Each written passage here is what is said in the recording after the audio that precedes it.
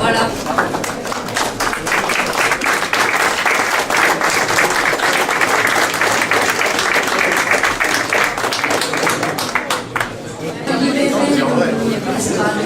Pour les discours officiels. Monsieur le maire, cher Christian, monsieur le président du conseil général, cher Eric, monsieur le représentant du directeur général de l'agence d'enseignement, qu'il s'agisse de la formation initiale, mais aussi de la formation professionnelle continue, la recherche et la santé publique.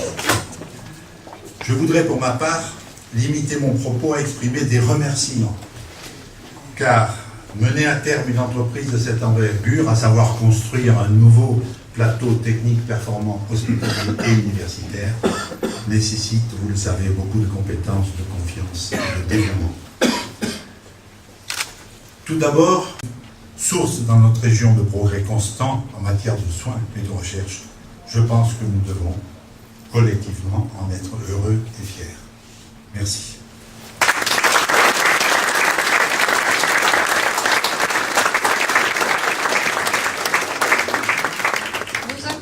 Professeur José Santini, directeur général du Centre Antonin-Cassagne. Mesdames, Messieurs, vous me permettrez d'abord de m'associer totalement à tous les remerciements que vient d'énoncer le professeur Demar, ce qui me permettra de ne pas les renouveler, si possible, de gagner un petit peu du temps pour les autres intervenants. Aujourd'hui, bien entendu, Monsieur le Préfet, qui préside le conseil d'administration du Centre Antonin-Cassagne, Christian Estrosi, maire de Nice, et qui préside. Je suis très très touché, nous sommes, avec Laurent Olivier, très sensibles, très touchés à la vue de cette assemblée, exceptionnelle. On est conscient que le moment est exceptionnel. Tous les trois, et aussi toutes les équipes médicales soignantes s'associent à nous et à moi pour vous remercier d'être là et pour vous remercier de nous avoir soutenus.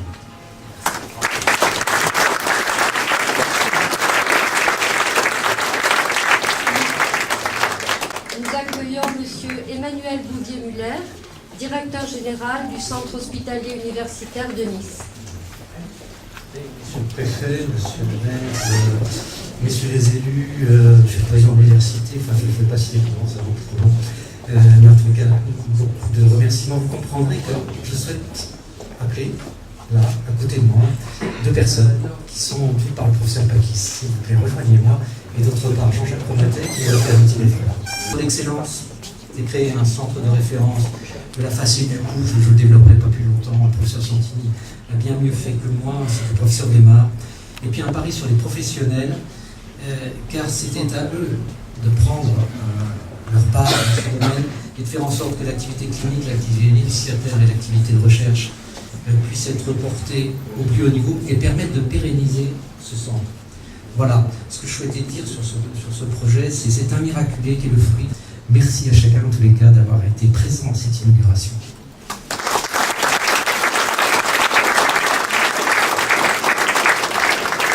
La parole est donnée à Monsieur Éric Ciotti, député, président du Conseil général des Alpes-Maritimes.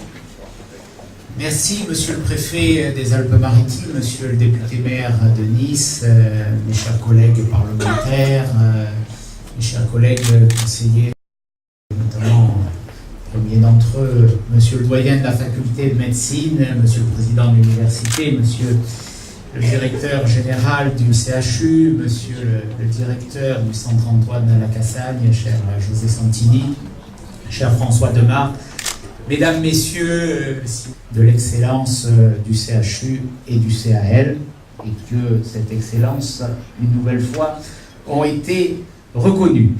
Je voudrais avoir également une pensée pour Sacha Sosno, qui nous a laissé cette magnifique œuvre avec cette phrase tellement forte de Lévinas. Merci à tous les acteurs et je suis convaincu que ce centre va participer de façon extrêmement importante à la qualité des soins et va ici apporter à beaucoup de patients qui en ont l'extrême nécessité le soulagement dont ils ont besoin. Merci à tous.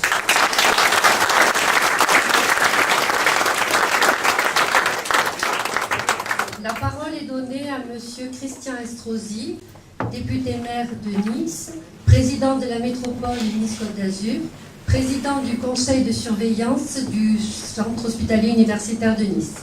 Le présider pour que nous lancions nos premières grandes initiatives de soutien tant à la santé publique qu'à la santé privée. Je veux saluer tous ses prédécesseurs, bien évidemment. Et en même temps, pourquoi il fallait des scanners de dernière génération, pourquoi il fallait un robot chirurgical. Je me souviens, la première chose, cher José, que nous avons inauguré, c'est ce microscope opératoire où nous avions eu une démonstration merveilleuse au centre Antoine Lacassagne et qui m'avait permis de comprendre à quel point c'était important qu'on soit très performant dans toutes ces technologies d'avenir et pourquoi il faut relever encore tous les défis qui restent à accomplir. Alors, ça y est, nous y sommes. L'Institut de la face et du cou c'est fait. Et bien évidemment, je vous confirme que maintenant, sur les autres échéances à venir, je pense au lancement du campus prometteur porté sur l'Institut de recherche qui soit sur le cancer et le vieillissement, cette dimension universitaire, cette dimension humaine d'abord, où nous avons pu voir dans quelles conditions nous accueillons chacun, cette dimension universitaire, moi j'ai beaucoup aimé ce 5e étage, mais tous les étages d'ailleurs, et de voir que là aussi, le pôle universitaire de Nice, dans le domaine de la santé publique, sort renforcé avec cette inauguration. Vous savez à quel point nous avons une compétition qui est ouverte au plan national, sur la scène internationale. Je remercie d'ailleurs tous ceux qui nous permettent de passer des partenariats avec Harvard, avec Hadassah, avec bien d'autres encore sur la planète. Mais pour avoir ces partenariats, il faut que nos partenaires eux-mêmes nous reconnaissent comme étant capables de leur apporter une valeur ajoutée, là où nous savons qu'ils peuvent aussi nous apporter cette valeur ajoutée. Et donc, bien évidemment, c'est un tout. Et puis, je le dis, je veux apporter le meilleur aux Niçoises et aux Niçois. Mais quand je dis apporter le meilleur, c'est le meilleur en matière de santé, c'est le meilleur en matière de force et d'attractivité personnel de santé, ces infirmiers, ces infirmières, ces aides-soignants, ces chirurgiens, ces médecins, ces professeurs qui sont descendus de leurs étages, qui ont quitté un instant leur service et leurs patients pour partager cet instant qui est un rendez-vous qui ne se renouvellera pas tous les jours, mais que nous garderons au plus profond de notre mémoire. Si nous avons autant de motivation, autant d'énergie pour continuer à relever des défis, c'est parce que c'est chacune et chacun d'entre vous notre plus belle motivation. C'est parce qu'on a la chance de vous avoir. C'est parce qu'on a la chance d'avoir des hommes et des femmes qui ont fait un choix de vie, s'engager au service des autres, pour lutter contre leurs souffrances, leurs douleurs, leur donner l'espérance la plus belle qui soit, à savoir l'espérance de la vie, du fond du cœur. Merci à chacune et à chacun d'entre vous.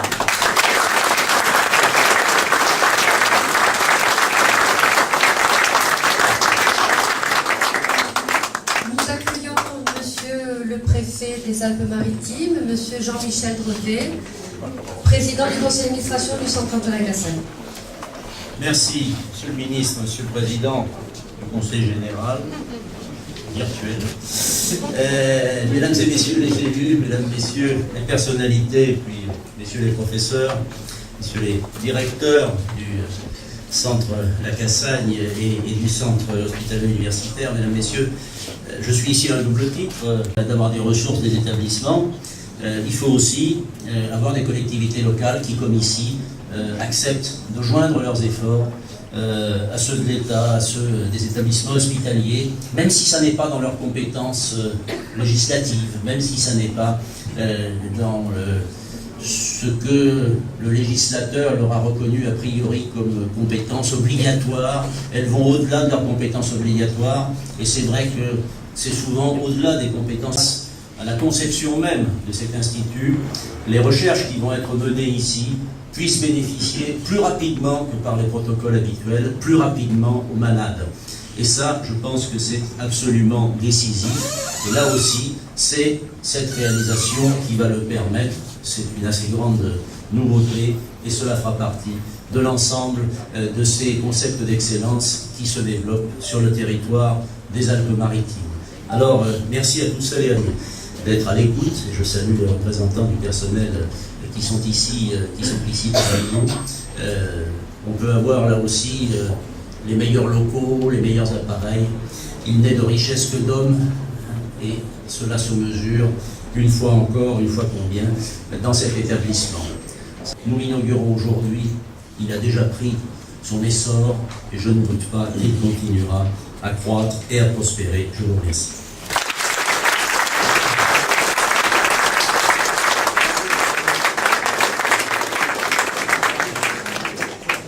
Mesdames, Messieurs, merci beaucoup de votre attention.